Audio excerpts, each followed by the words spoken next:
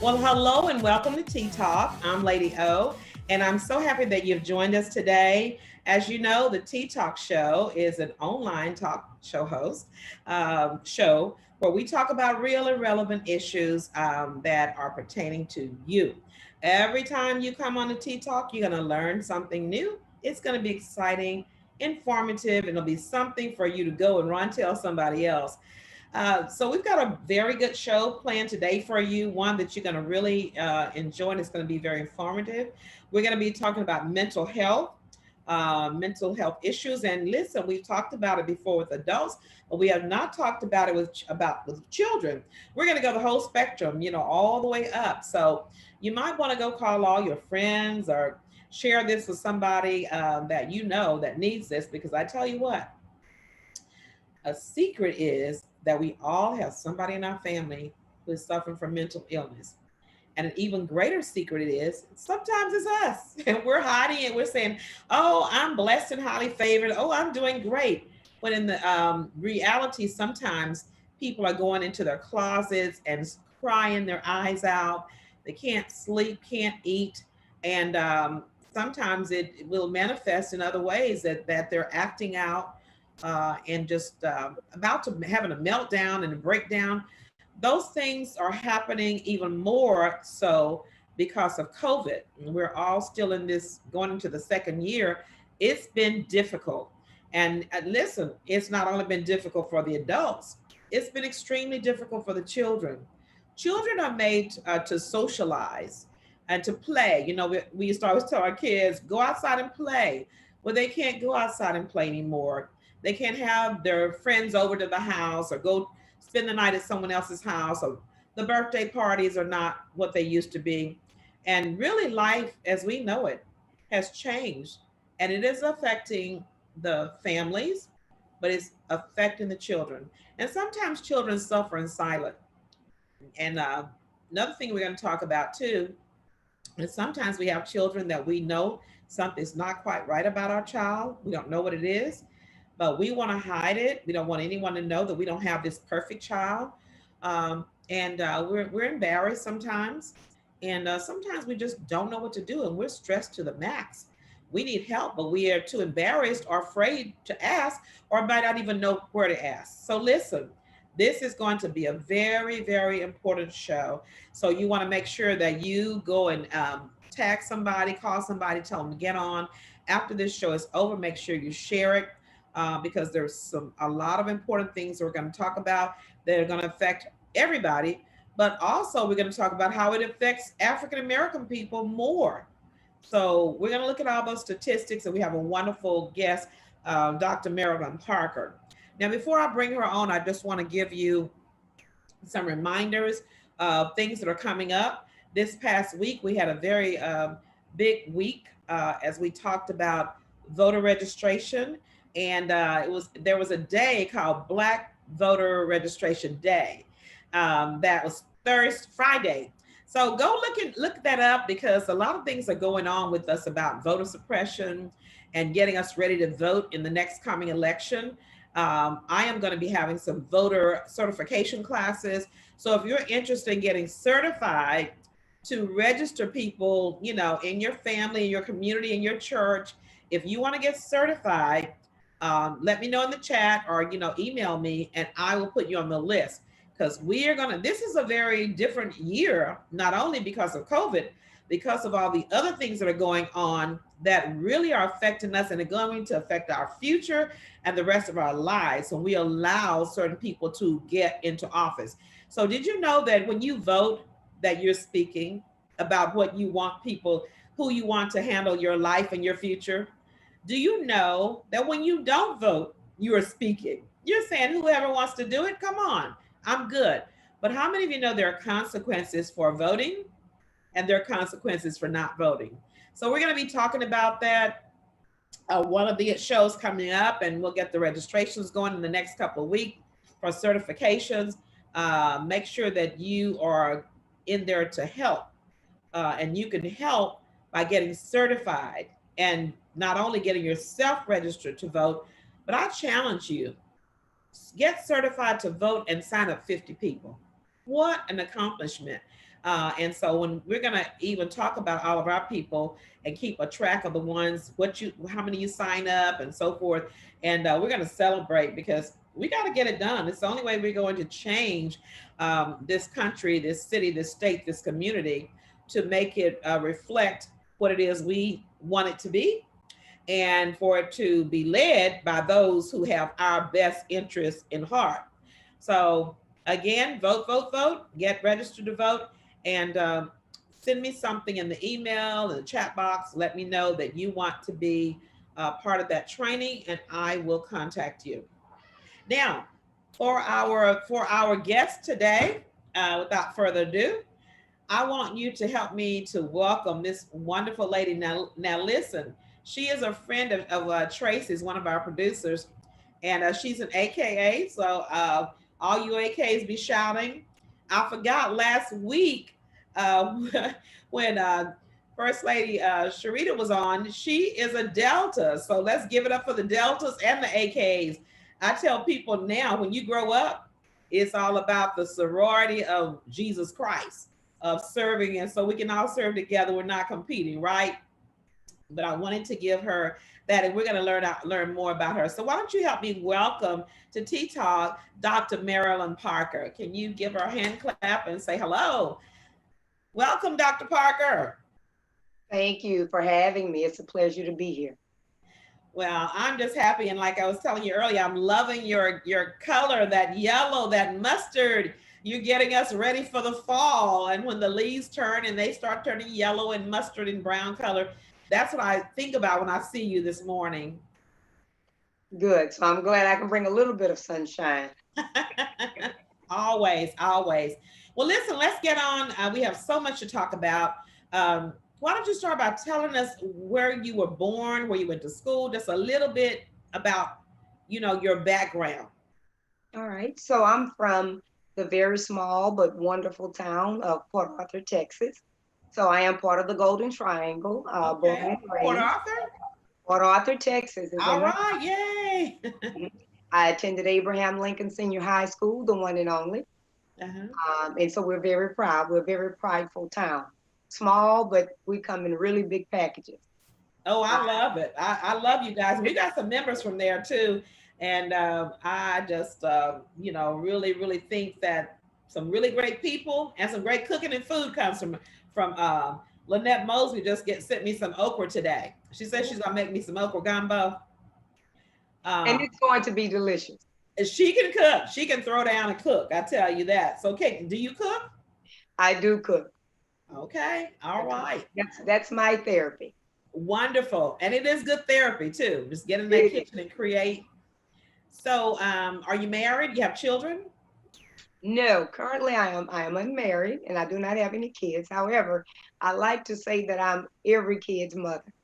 Okay, very At good. least What? surrogate mother, because I have a belief system that is part of my core that every child who crosses my path must communicate with me and tell me what do they want to do with their life. And it Wow. starts as early as what, at least 5 years old. So every kid that crosses my path has to communicate with me about, what they want for themselves or what are some great things about them to help formulate their mindset to start thinking about who they want to become. Wow, that is amazing. Well, I tell you what, you're gonna have some men looking at my show because you're a great catch. And I so would like to think so, Lady O. I would like to think so. you are. And so I'm sure every once in a while, it's mostly women that watch, but every once in a while, some of the men will get on when it's something that interests them. So I would not be surprised if I don't have some men kind of peeking in here. And Well, this trying to is see. definitely an excellent learning tool. Absolutely. Well, Absolutely. wonderful, wonderful. So tell me, we have been in this pandemic a couple of years, and mental illness was so great then before. And so tell me about mental health, mental illness now. What are you seeing? Well, it's definitely on the rise for all ethnicities. Now, there's some, differences. However, every actual ethnicity is being impacted greatly. Yeah. We're talking Talk of a little bit louder. I'm sorry, talk a little bit all louder. all ethnicities are being affected, and of course, there's not one in particular all ethnicities are being affected. Mhm. However, they may be affected somewhat differently based upon culture, but everyone's being affected, and all ages have been affected by COVID-19, the pandemic. Yeah, and I want to talk about that too because, I'm just kind of being a pastor's wife and even having a large family and so forth, and friends all over. I have this since COVID. I have heard so much about children experiencing depression or mental illness manifesting younger. Tell me about what are the youngest ages that you see, and what are some signs and symptoms? Let's start with the little ones as far as you can kind of go back, and then we'll just kind of go up to the different stages. Well, when you're talking about small kids, we can go as early as maybe 1 or 2 years old. First of all, they're generally expected to be in some type of routine. Well, that's been interrupted. And so parents are having to be creative in how they engage their kids. And as we know, kids need to have some socialization. They need to be able to have some space, and to be able to be active outside of the home. And so that has pretty much changed the dynamics of how homes are operating now. And so kids are going to demonstrate frustration that may come out in different ways, whether they're acting out, breaking a toy, fighting with the sibling, or even withdrawing because Right. things have changed and they don't know how to respond to the differences in how things are being managed in the home.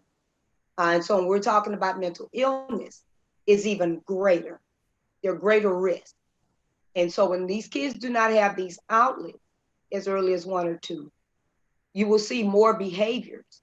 You may see more crying. You may see more of, not engaging at all, and just kind of being frustrated, a lot of frustration. They may be writing on the wall or, bothering their parents when they're trying to do work or watch something on television.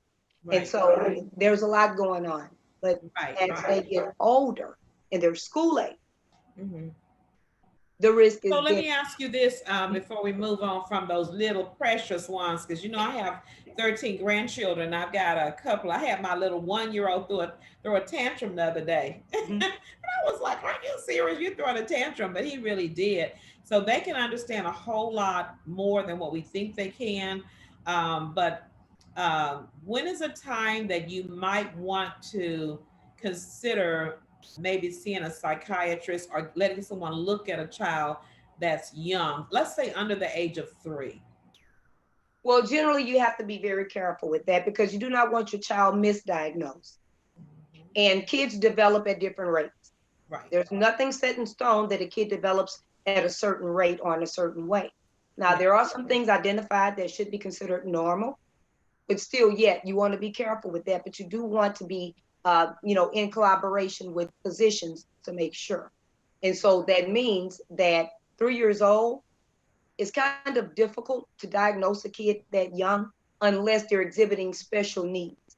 As far as difficulty with walking, talking, Yeah. things of that nature, right? Mhm. Or not engaging other kids, which can Right. sometimes be viewed as, I guess, an early onset of maybe autism. Right.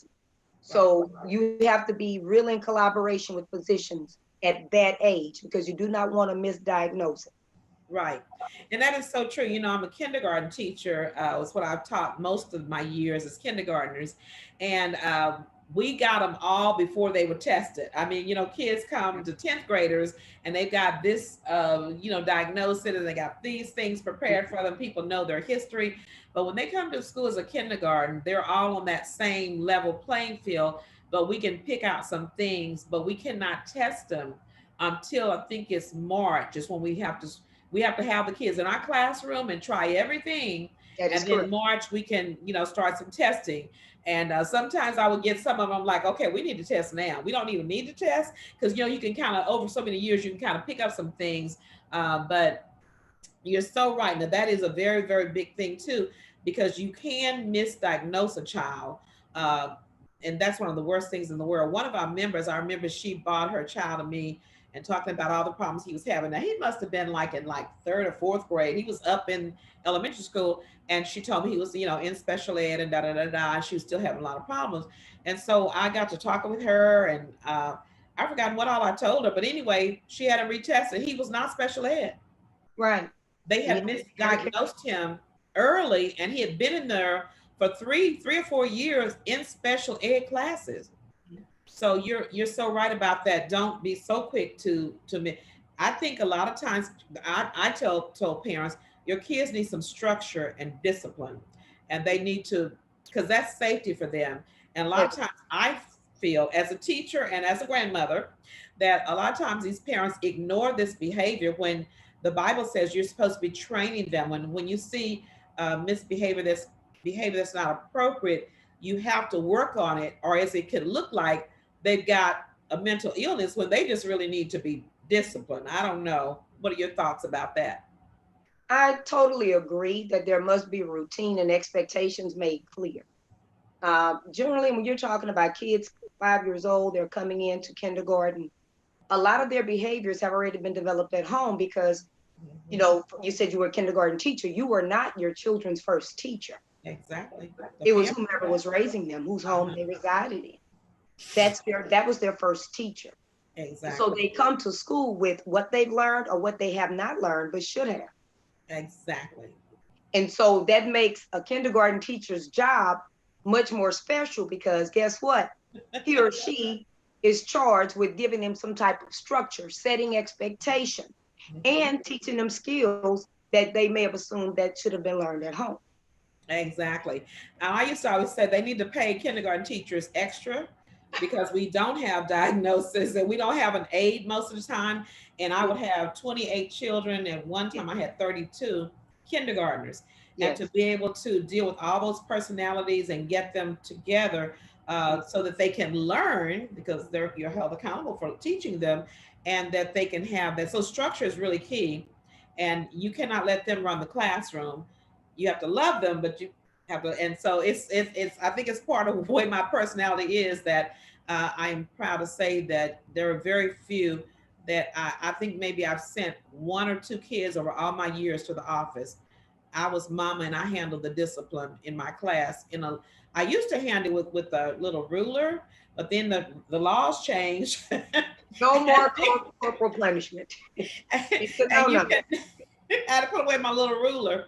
But I tell you what, Lady O, you can certainly come up with some really strong loss of privileges Oh that yes, oh would do yes, just as much good. Loss of exactly. privileges, if you choose the right things, it can't be what the adult thinks will change the behavior. It has to be what you know will change the child's behavior based upon their interests. Exactly. And I want to say that really, really clearly, ladies and parents and moms, that you don't need to beat your children. I've seen some, in our culture, we beat the children a lot when they're little like that. That's not it. They don't need to be spanked. I mean, they're little, but they need to have a schedule that's structured, and they need to have consequences. And I never forget, I had this little girl in kindergarten, and I mean, she was a little terror. And I said, she's not going to push my buttons. I said, listen, I said, for when we go out to the PE time, I said, I've got popsicles and things like that. I said, and those people that are not in timeout, they can have popsicles. And I said, you don't want yours to melt being in timeout. So, you give them, so you got 5 minutes when you go, you got to sit out and you hope that your popsicle won't melt. And so I started off with like 2 minutes, and I said, okay, you got 2 minutes. She kept back. I said, that's three. She kept, I said, it's four. She said, okay, okay. She said, I give up. And so just little things that are silly like that. But, and one of the little boys, he was a little something else. His mother took out everything out of his room except for his bed. And she would feed him in the bedroom, and he had no TV. And when he did good, Wow, he earned something to come back into the that TV, is the correct. Nintendo. Because a lot of kids But want to go make to the sure room. the consequence Yeah. fits the offense, though. Say that again. That's true. Make sure the consequence fits the offense.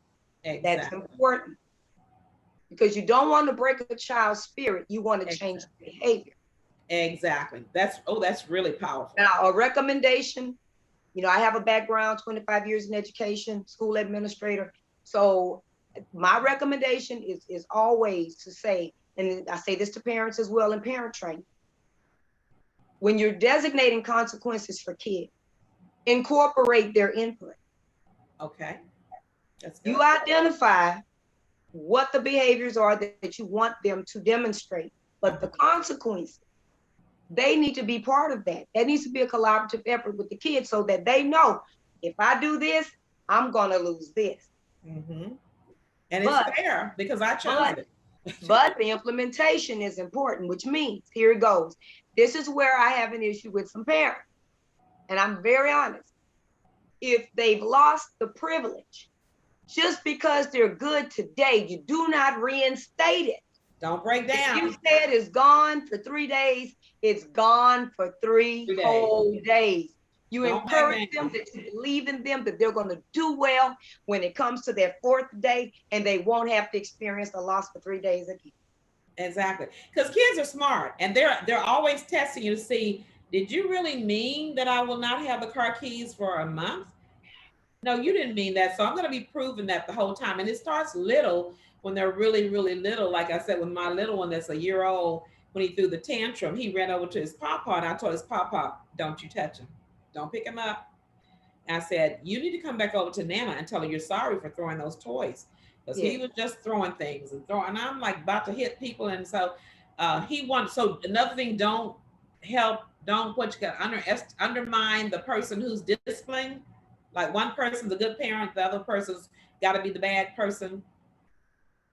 So yeah, let's go on and talk about some other levels. So it's really hard when they're little, and when they come to kindergarten, I would say from an educator, you get with that kindergarten teacher and you work with her. Don't be trying to tell her she's a bad teacher, cursing her out, rolling your neck at her. You're trying to hurt my child. She is not there. She doesn't have time to hurt your child. Work with her and you will get success. You work against her and you tell your children, this is how you do for the rest of life. I'll always be against the teacher and for you. And it's not going to work. You won't like that. So let's go on to, okay, once they're in school, will they be considered like adolescents or what's that? Well, they're still children. Yeah. Adolescents kind of start around 11, 12 11, right. So they're still considered children through. So what kind of things do you look for that are mental illness in children from 5 to say 10? Well, let's say, for instance, you have a child that's fascinated with fire. Okay. Starting fires. Okay. That needs to be assessed. Right. Because that's not considered normal. Right. If a kid is committing self-harm, harming themselves, or even constantly trying to hurt others. And I'm not meaning a kid who's fighting with a sibling. I'm meaning if they're doing something, that is really dangerous, like picking up a knife and trying to cut a sibling or a friend or a parent. Those types of behaviors need to be assessed. Right. Or even saying the words, I'm going to kill you, Absolutely. Don't take that lightly because the siblings could be in harm's way as well as themselves. Or I'm going to kill myself. I'll kill myself. And we're going to talk about that in a minute. Oh my God, that's a big one that's coming up. Now, one of the things I know I had with one of the kids, I was a counselor before I retired. And they sent this little boy to me because he kept talking to the computer. And when he came to me, I asked him, was he actually hearing the computer talk to him? He said, yes. He told me everything the computer said, and at home, he told me how the TV talks to him, and sometimes it says harm yourself. So you need to get somebody who can talk to them and see if they really are hearing voices. These imaginary friends. So can you talk about that part of Yeah, that's a very fine line between imaginary friends versus hearing voices. Mm-hmm. If there's an imaginary friend and they're saying, my friend sleeps with me at night because I'm afraid. Right. There's nothing wrong with that. Right. But if the child is hearing a voice and it's saying, Charlie is telling me to harm myself, to kill myself, or tell me that I'm a bad person and I don't deserve to be here. That's different. That's very different. And the professional will generally assess when kids or adults are hearing voices, to know what are these voices actually saying, because that's critical. Right. It's very critical. Right. And that is this particular child was young. I think it was like second grade. He was diagnosed with schizophrenia as a child, hearing voices, and he really had to come on medication because these voices were telling him things that were not good and that could have been harmful to him or to others. Um, so, look at that and kind of ask some questions, about what the friend is saying to them.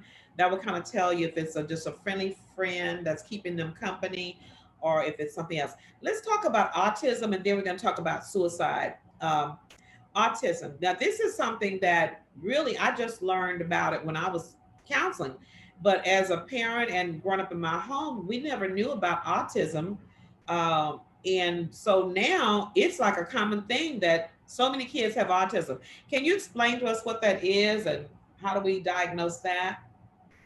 Well, generally, autism, uh, it's hard for a parent to really pick up on it, because no parent wants to say, well, my child is different, right? Right. But the behaviors, the earlier that these behaviors are observed and help is sought, it minimizes the awkwardness of the kids' interaction with others, and how they will perform in life. Right. Because there are many strategies, there are many autism agencies that will give support, and support for free, Mm-hmm. to teach the parents strategies, to provide schools with strategies, to how to work with the kids to help. Right. But the behaviors can differ because there are levels of autism. You have your high functioning, moderate, and your low functioning. Right. So a professional in autism will pretty much diagnose that. But if a kid is not communicating appropriately with their peers, if the kid does not know how to interact and they seem withdrawn instead of being playful with peers, and Mm-hmm. it's consistent, it's Mm-hmm. consistent, that's something to be concerned about. Right. There's something Right. to be concerned about. Mm-hmm. And so it doesn't mean that these kids are not academically high functioning. A lot of them can be, Right. but And that's what socially, I found out too. I had to get in there and kind of learn a lot about it because I thought that if they were autistic, that they would just be isolating themselves, talking to themselves, and couldn't function together, and their grades were failing grades. But some of them are geniuses. some They of have them a are high geniuses. functioning spectrum where they are making A's and they're doing good in school, but the socialization part of I think is what I've seen has been the big thing. They don't get along with children in a normal way. Yeah. They will focus on a child and can't learn that there are other children in this circle that we need to include. They just want to isolate with one child. If that child rejects them, Mm-hmm. it's not the same as, for a normal child, that's a rejection. And Uh, they can be very different emotionally as well. right. Sometimes they don't display emotion. Say again. Sometimes they do not display emotion. Yes. And you can't tell which way. Yeah. And their emotions are different. Mm-hmm. Like the emotions, they may be smiling, Mm-hmm. but that's not what they're feeling. So they Right. don't know how to express their emotions well. And so what happens with a lot of these kids that I see is the other children know something's not different, not right about that child, or I would say different. And so then they tend to want to not be their friends. Right. And Or then that's bullying. a Or big bullying. problem Mm-hmm. for the kids that's being, I don't have any friends at school. Nobody wants to invite me to their birthday party. Uh, they all of a sudden they don't want me in the group anymore, and they don't want them in the group anymore because they're awkward and they're the children don't know how to handle it.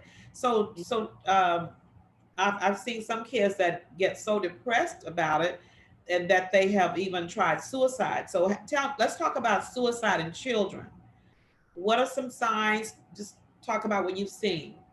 Well, they will say things and do things. For instance, if they say, I don't know why I'm in this world, nobody loves me, I don't have any friends, and no one likes me, they begin to give things away that mean a lot to them. They may write a letter and they'll say, "Oh, I'm just joking." Another huge component now with suicide is social media. If parents are not paying attention on social media, they can miss signs there as well. They may get on social media and put things out there for attention. And sometimes the behaviors are overt, where they may be sending inappropriate pictures or inappropriate text messages, or so they're trying to connect in an inappropriate way because they're frustrated. Right. But what people don't generally know is that these kids really generally do not want to die. They want help, and they don't sometimes feel that they can change their environment. And what I always tell kids when we talk about suicide, you're only going to be a child for a short amount of time. Right. You may come from a difficult household, but you will become an adult at some point. Right. You won't be a child forever. Right. So the best thing to do is to focus on what do you want for you, especially when they're teens. High school goes quickly. Yes, it What do does. you want for you? You can change the entire trajectory of your life. Mhm. That's good. Deal with it. Yeah. Yeah. And you know what else too? I think that parents need to not be in the closet about the child that's got some problems. They need to come out and get some help. And I think that they spend so much time even trying to self-medicate themselves and act like it is not happening. And then they get this big grown kid. Now what do I do with it? Because they're going to grow up. You might can hide it when they're little and they're teenagers or whatever, but at some point they got to grow up and be a grown-up child, and those issues don't go away. So for suicide and things like that, you need to know those particular signs in children. And drug use, alcohol use. Right. Or at an Yeah. early age. Mhm. Mhm. And Yeah. another thing too that I've noticed, and this is a part of our culture that's coming on, a lot of these kids now are seeking love, inappropriately, and so a lot of them are, quote unquote, thinking that they're gay, or thinking, that they want to be attached to whoever attaches to them, whether they're male, female, whether they're young or they're older person. They're just really wanting love and for it to be okay, and they can't fix it, so they're reaching out. So you got to really kind of watch them and figure out, I think, what they're gifted in, what do they like. um, but you can't let your child just be alone and say, Yeah. well, they want to be in their room, let them be in their room. They got a computer in there, it seems like they're fine, because they're probably not going to announce, well, this is the day that I'm going to check out. But this is the thing. Parents need to check kids to see if they know what love is. Because if they don't, that's the parent's responsibility and they fail. Okay, talk about that now, because It I'm is not. the parent's responsibility to demonstrate functional love, not dysfunctional. You Okay. don't get to curse a kid out and dog them and say, "Oh, you're just like your mother, you're just like your father." But then you come back and you say, "Well, I think you're great." Yeah, it's confusing. No, that is dysfunctional. Right. And there are so many dysfunctional homes, and they're masked by money, things, Right. and the Right. entire house is upside down. Yeah, and they're coming in buying them all these Jordans and things like Yes, that, and that is not what a child needs. A child yeah, really needs you, and that they is need you correct. to be the adult, and they need you to make it right, and that means structure, not give them money and That's try to correct. give them this big birthday party and these big trips. They really want to have a normal child life, when that just includes having you Being to present. train them and to give structure in that home and give discipline in a healthy way. Uh, Yes, Children don't like to be in a home where there's no discipline. And by that, I that don't is mean correct. beating, spanking, cursing. I don't mean that. I mean, there's structure. We have a routine. This is what we do. This is what mommy does. And you need to come out of the room, get off those computers and phones and headset, and spend some quality time with your children. I watched Oprah show, of course, years ago, but it's always stuck with me as a good example. There were kids on there who were considered to be misbehaving and out of control. The parents didn't know what to do with the kids, so they were on the show to get help, parental support. So Oprah asked the little girl, she was probably about 12 or 13, and she said, so what happens when you misbehave? What happens? She said, well, my mom takes my CD player and puts it up in her closet, at the top of her closet. Right. She said, well, does that change your behavior? She said, no. She said, well, why not? What does your mother need to do to change your behavior? She said, well, instead of taking my CD player and putting it at the top of the closet, if she took the CDs that I paid for with my allowance and broke them, whoa, that would change my behavior. right, okay, So why is the child given direction? right. And that's really what happens in a lot of these homes. It used to not be that way in Black homes, but now it's like that too in all the homes. The child is running it and giving the parents directions. Look, that's a pet peeve of mine. Mm-hmm. A child should not be running the home. They have not lived life. Come on. So they can't give direction or instruction. Exactly. You know, And that's you said that so right. I'm trying to figure, why would you ask the child, what do you want to do? Or what do you think?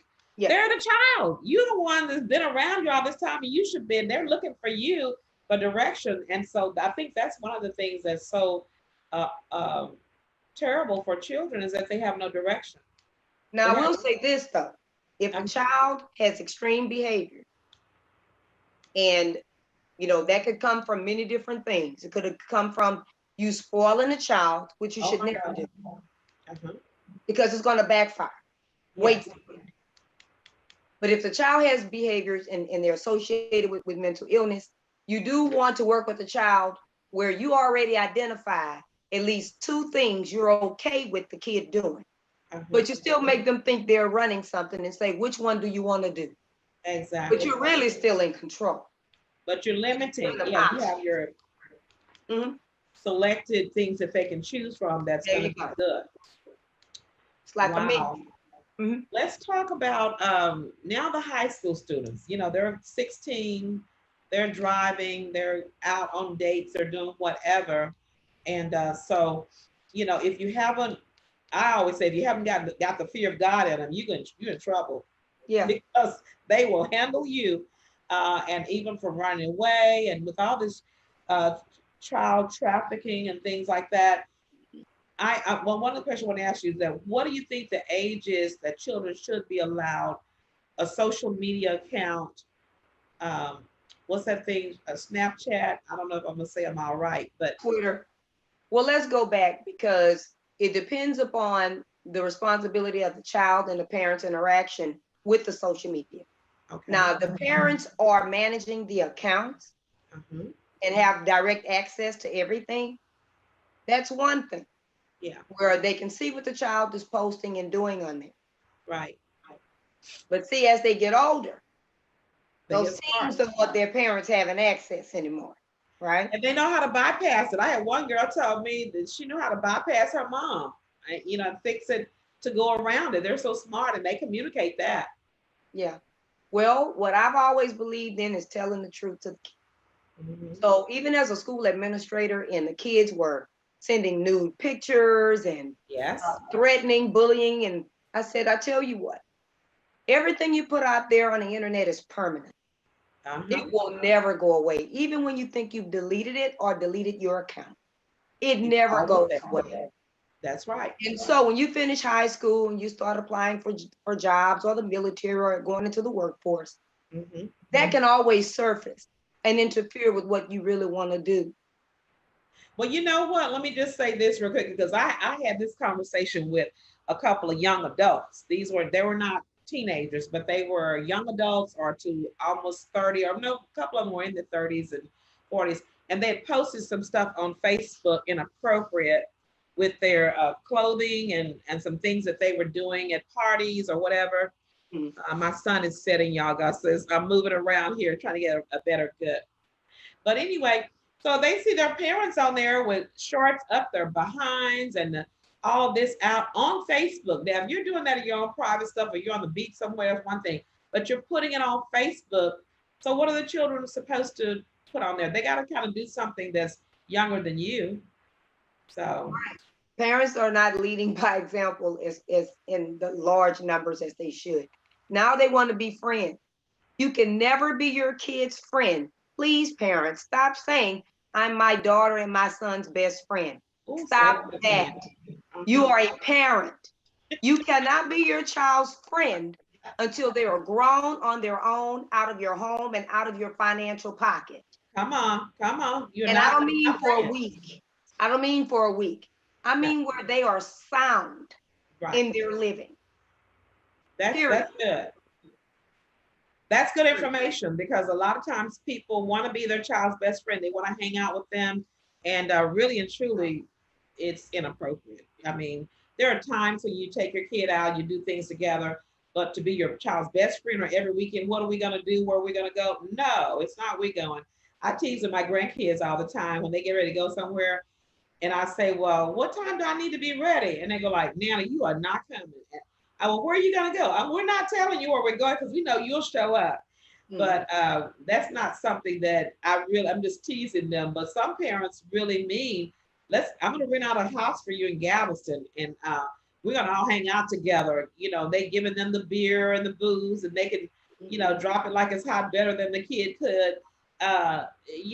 We need to grow up. So a lot of times we have children trying to raise children, Correct. and that's so confusing for the teenager. So confusing. So how do you think that the parent knows that being your child's best friend doesn't work? I'm going to tell you. When Okay. they disrespect you and they think it's okay. Say that again. When a parent knows that trying to be their child's best friend didn't work out, will be when they disrespect them. Yes, put you in your place. That is correct. When they talk to you disrespectfully, they treat you in a very disrespectful manner. You're going to say, why are you treating me like this? What's going on? Well, you created that atmosphere. So Right. they are being a product of their environment right now. Yeah. Well, you're teaching them that we're just friends. So they treat Correct. you like they would treat their best friend. They get upset with them. They can say certain things. They can treat them a certain way. But you teach children how to interact with you as an adult in fun times, but not there is a line. You teach them how to interact with teachers and um, policemen, and there are people on their jobs. I'll tell you, a lot of people they're getting fired on their jobs because they go to the job and they expect for that supervisor to be like their mama. Correct. And they're like, no, no, boo boo, I'm not your mama. You're going to get here on time and you will not talk to me that way. And then they're losing their jobs and then they're all this kind of thing. So a lot of them, we have to look at what are you creating? What monster are you creating? And then they have depression and mental illness. So let's go to talk a little bit more about, let's see what is our time? We want to make sure, let's go to this part first. So let's scoot on the other side about now we are in our 50s and 60s and we're getting these midlife crisis and dementia and not autism, what is it called? Alzheimer's. Are those mental illnesses or is it just a degenerative thing or what is that? A lot of people have depression. Alzheimer's could be and dementia could be.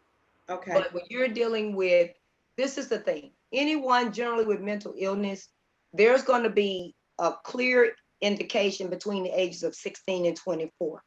16 to But some 24. 16 and 24, but sometimes people have such, good organization and things of that nature. So they don't pick up on it right away, right? They just think it's an anxiety or it's just, depression here and there.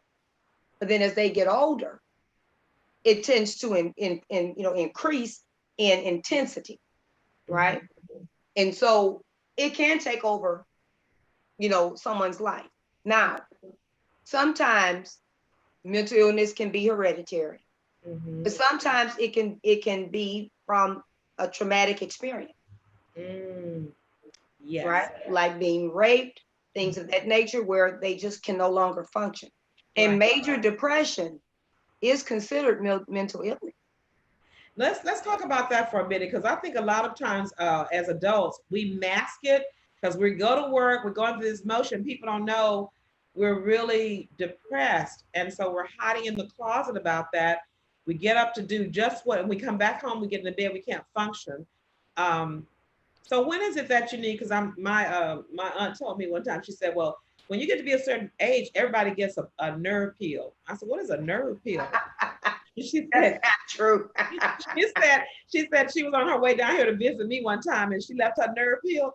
They had to turn back around and go get her nerve pills. She was And she meaning said, praying you anxiety got any nerve problem. pills? What is a nerve pill? What is And a nerve pill? anxiety. Yeah. And anxiety has its normal ranges, just like depression.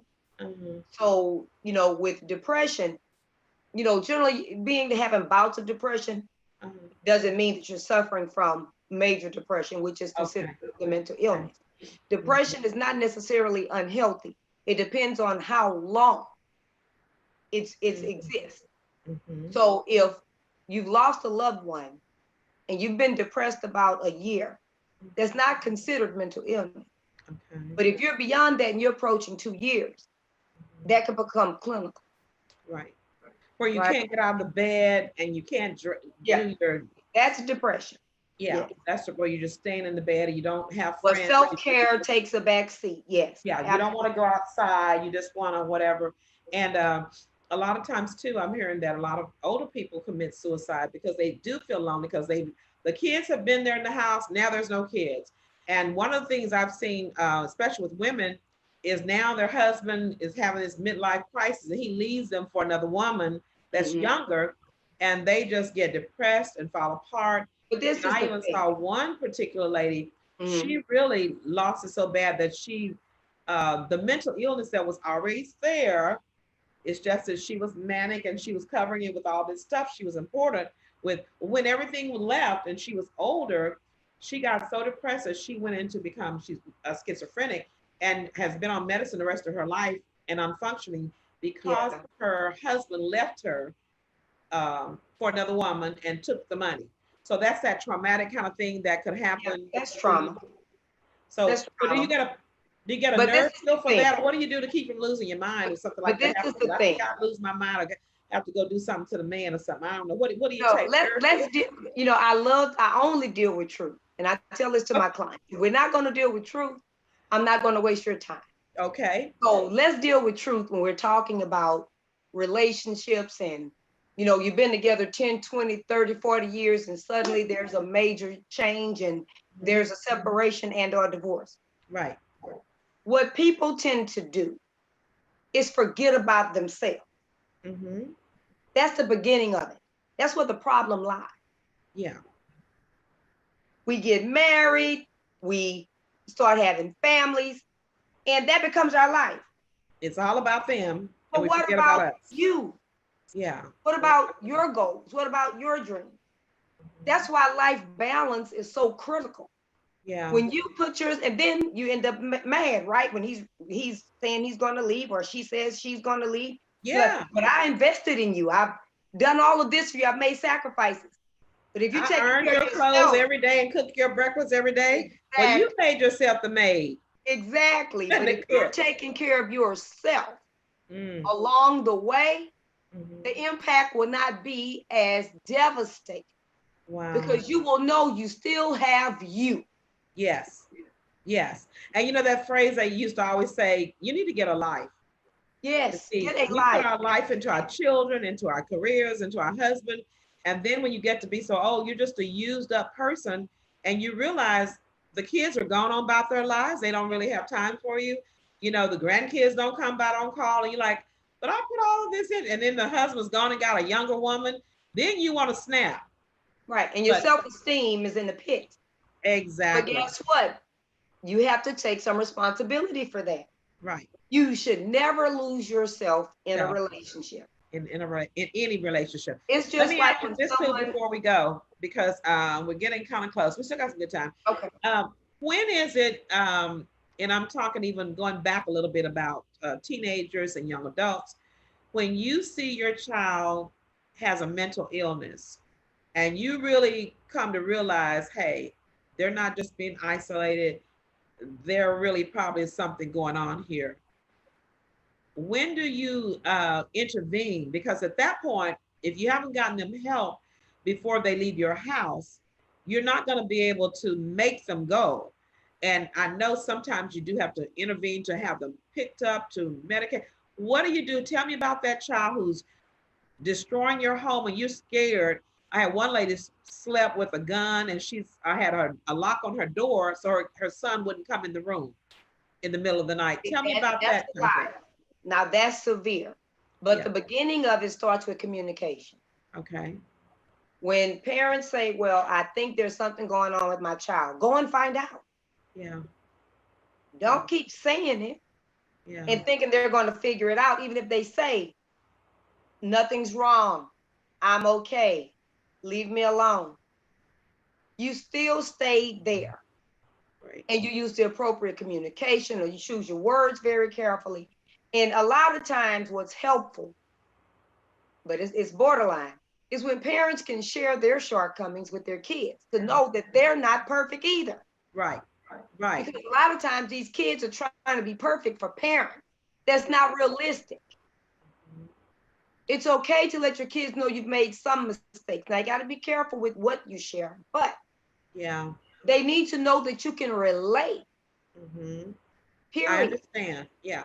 And nobody's perfect. I know I told a gentleman once that came when we had Katrina, and he didn't want to take his medicine. He was schizophrenic, and he was embarrassed. And I said, look, you don't need to be embarrassed. We all have something that's wrong. Some people are diabetic. They have to take their medication. Some Yeah. people have hypertension. They take theirs. Whatever the thing is, you need to take your medication. So he's like, oh, so it's nothing to be embarrassed about. The bad thing is about when you don't get help, and then there's a Correct. breakdown, and they really do have to come and pick you But they up. need to know that the parent is going to be there every step of the way. And if the parent has been an absent parent, Uh-huh. where they've just been there in body Right. and not actions, it's going to be hard for the child to trust that the parent is going to be there. That is very important what you just said. The children need to trust that no matter what, you're going to be there, and Correct. you're going to be active. You're not going to be in a room on the phone. You're going to take some active steps to help me walk through this. So, wow, that's the first trust issue That right there. means if every doctor's appointment, you need to be there with the kid. You need to Yeah. spend time with the kid. You need to do fun things together. Right. Don't just say, are you okay? Yeah. No. They need to engage, do activities together, have conversations.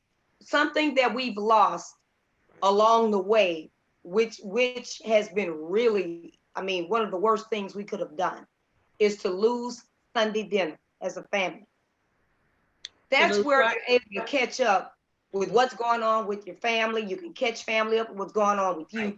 you. And everybody just kind of eat how they see fit, or, Yeah, don't even eat at the wow. table. Eat in their room. Come get their plate and take their plate to the room and eat separately. Yeah. They don't have family time where they actually talk, and kids really need to talk. A lot of Yeah. times people say, children were made to be seen and not heard. Well, children were not created like that. They want to Correct. talk, talk, talk, and they love talking to their parents and their grandparents. But we are so busy with life, we don't have time to listen. So we need to do that. Um, Wow. So, but there is a way that at some point you may have to have a child picked up or admitted for observation. I know they will Yes. keep them for 3 days. Can you Yes. talk about that? How? Well, there's voluntary and then there's involuntary, right? So, voluntary is where the child is willing to go and you take them. If the child is attempting self-harm or harm toward others, you may have to go ahead and call 911 to get assistance. That's when it becomes involuntary, Right. but necessary. But necessary. It's Mhm. it's necessary. It's not going to So, get better with you not ignoring it or you being so the afraid. lady sleeping with a gun, sleeping with a gun. Yeah. I'm not understanding why she's not getting the help that she Right. needs and that the child needs. Yeah. Because it's a grown child and she can't physically make a When you go. say grown, give me the age. I guess he must have been by in his 30s. Oh my God, Yeah. She that is not a child. That yeah. is an adult. Okay. Yeah. I guess That I is mean it's her child. that And is a once we still grown see them as adult. children, but that is a grown man. You're right. Who could So harm it's her? her fault that he's in her house. Yeah. That's her fault. Yeah. And it is her fault. And I know that's strong, but it's honest. That's Yeah. her fault that a 30-year-old still lives in her home and she's living in fear in her home. That Right. means along the way, Something wasn't She done. failed as a parent. Yeah. So, and I think that's one of the things that we do feel too guilty about as a parent, since you don't know what to do and you feel like I failed my child. Yeah. I would just urge, support groups early. You got to own up to it early and get into Get support out groups of for yourself denial. Get out of denial. and get out of It's denial. an enemy. Denial is an enemy. Right. And get a plan and walk them through that plan. Okay. So, wow, that's a lot. So listen, I want to close out. Where time has been wonderful. I hope we've helped somebody. I know we have. You want to give your information? How can people get in touch with you? And do you do the Zoom calls now to help with kids, or do you do consultations by Zoom? I do. I do teletherapy. I am on psychologytoday.com by my name. All my information comes up from there. And, there's an assessment that individuals will do that will shoot me an email. You can also call from the website as well. So it's psychologytoday.com. And if you enter Marilyn Parker, I'll come up. Wonderful. Well, thank you so much. You have been so helpful. And we pray God's blessings on you and what you do, because I know it's very hard to deal with normal kids or normal family members. But when you have to deal with that special person that you don't even know, you've not been trained to deal with them, it's difficult. So thank you for your service that you do. And we thank you for coming on Tea Talk. And we'll look forward to reaching out with you and seeing you again at some other time. All right. Well, listen, guys, that's all for now. You know how to reach Dr. Parker. So please do that and come out of that closet and stop being in denial. Your children need you to stand up and help them walk through this. And you need to get help too, to help you walk through. There are support groups. So, but you can't do it if you don't come out of the closet and if you don't admit something's wrong, if you don't start seeking it. So why don't you seek that and be kind to people and be healthy. And I'll see you next week on Tea Talk at 3 with Lady O. Till then, we'll see you.